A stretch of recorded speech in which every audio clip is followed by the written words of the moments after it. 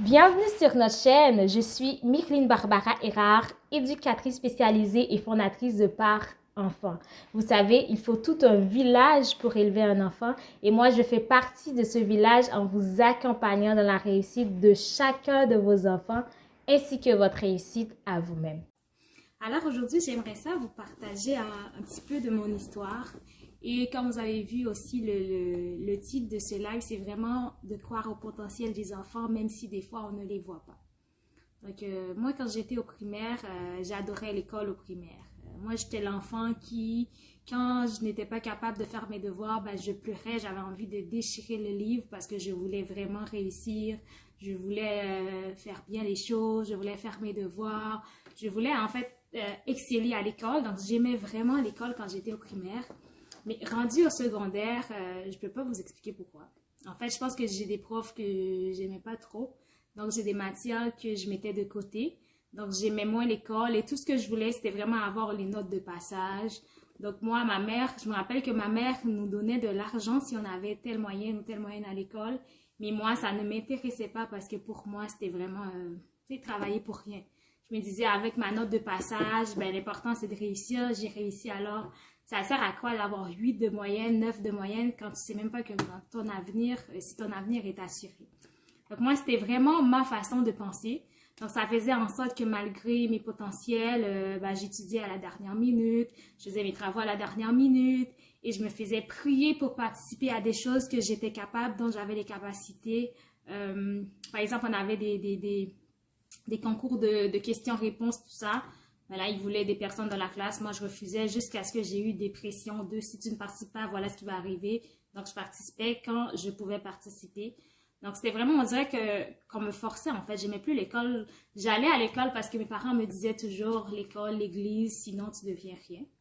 Mais ce qui arrivait, c'est que, en fait, j'avais déjà, malgré le fait que moi, pour moi, en fait, je savais que j'avais des potentiels, mais c'était tout. Parce que je me disais, même quand j'ai étudié à la dernière minute, j'ai réussi quand même. Donc, ça signifie que j'avais du potentiel.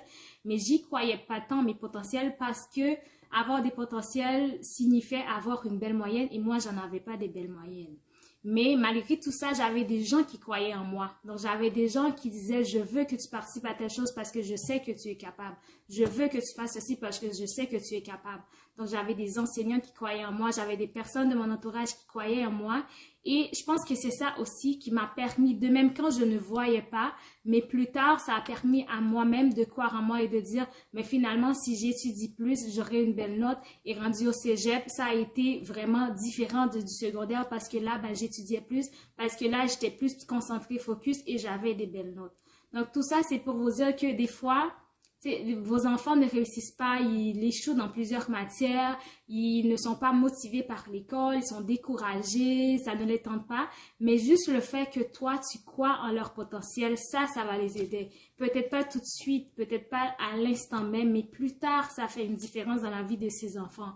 Souvent, les parents sont découragés parce que les enfants leur donnent des raisons d'être découragés parce que les enfants, ben, ils ne savent plus quoi faire avec, parce qu'ils ne savent plus comment les aider malgré les tuteurs, malgré tout ce qu'ils essaient de faire, malgré toutes les façons de les motiver, ben, les enfants ne font rien, n'avancent pas, ne réussissent pas pour autant.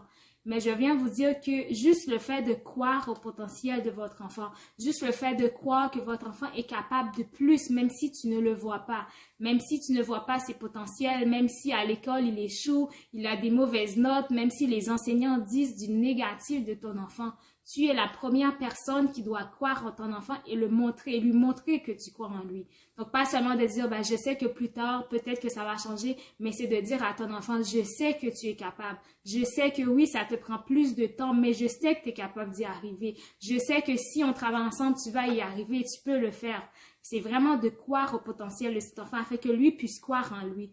Parce que des fois, notre barème, c'est vraiment l'extérieur de dire, ben, à partir de mes actions, ça veut dire que je ne suis pas gentille. À partir de mes actions, ben, je suis ceci, je suis cela. Mais quand les gens croient en nous, en dépit de nos actions, ben, ça nous fait penser que peut-être qu'il y a quelque chose de bon. Peut-être qu'on est gentil, peut-être qu'on est intelligent, peut-être, et ce peut-être-là, à force de l'entendre, ben, ce peut-être devient une réalité. Mais quand on entend nos enseignants nous dire qu'on n'est pas bon, à la maison, on nous traite comme des pas bons, même si nos parents ne le disent pas, mais on les voit clairement qu'à travers leurs yeux, on les fait honte, on les déçoit et tout ça, ben, ça ne nous motive pas à croire en nous et à pouvoir avancer.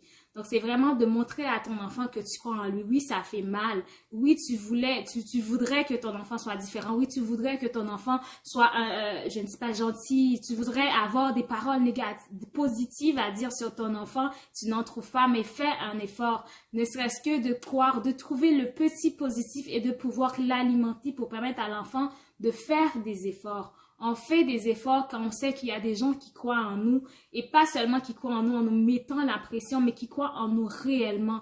Non pas pour nous juger, nous accuser, non pas pour attendre qu'on échoue et dire, ben, je l'avais vu, mais des gens qui croient vraiment en nous, des gens qui seront là pour nous, peu importe ce qui arrive, qui nous soutiennent. Donc, en tant que parent, tu es appelé à être un soutien pour ton enfant quand ça ne va pas mal.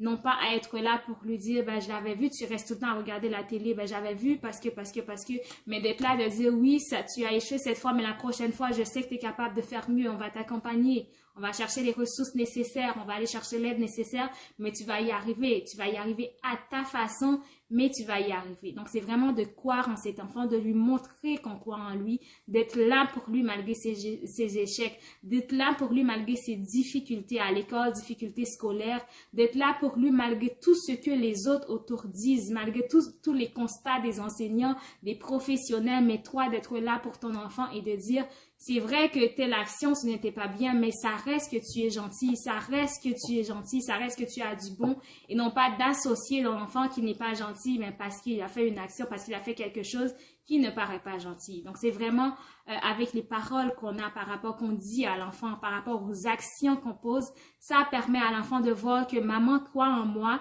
maman ne me met pas la pression, mais maman croit en moi et parce que maman croit en moi, alors ça me booste à faire des efforts. Et même si maintenant je ne fais pas des efforts, mais plus tard je me souviendrai toujours que maman a cru en moi. Donc des fois, comme j'ai dit, c'est pas simultané, c'est pas automatique. Donc l'enfant peut rester le même. Il n'y a pas de changement, mais plus tard, l'enfant ne pourra pas dire, ben, si quelqu'un avait cru en moi, j'aurais pu faire ceci, mais cet enfant-là dira, ma mère a toujours cru en moi, mon père a toujours cru en moi. Donc, il aura au moins ça, il aura au moins cette référence-là. Donc, il pourra plus tard revenir et prendre la voie que tu as enseignée parce qu'il sait que de toute façon, quand il revient, maman sera toujours là pour l'aider, pour le soutenir et pour l'accompagner. Donc, c'est croire au potentiel de ton enfant pour que lui, à son tour, puisse croire en lui. Il a besoin de ça. Tu sais, tu es sa mère, tu es son père, donc tu es sa première référence, donc tu es son premier modèle. Il a besoin que toi, tu sois fier de lui. Donc, il sait, par exemple, quand il fait une bêtise, que là, tu ne seras pas content, tu ne seras pas contente. Il sait qu'il vient de faire une bêtise. Il le sait, même s'il ne dit pas. Peu importe la carapace qu'il peut avoir, qu'il peut prendre, peu importe comment il peut défendre ses bêtises, mais au fond de lui-même, il sait qu'il a fait quelque chose qui te déçoit. Donc, ce n'est pas le temps de revenir puis d'être dans la culpabilité, de le culpabiliser, mais c'est le moment de l'accompagner, d'être avec lui et de voir comment plus tard, pour une prochaine fois, mais ça se passe mieux. C'est vraiment de croire en ton enfant, de lui montrer que tu crois en lui, d'être là pour lui, de l'accompagner afin que lui, à son tour, puisse croire et puisse faire mieux. Quand on veut que quelqu'un fait mieux, on n'est pas là pour le juger, on n'est pas là pour ne pas croire en lui, mais on croit en lui, on l'accompagne vraiment et sincèrement. Et ça, c'est un boost pour cette personne, pour cet enfant de pouvoir faire de son mieux. Donc, voilà, c'était tout. J'avais le goût de vous parler un peu. Et voilà, donc on se dit à la prochaine. Ciao.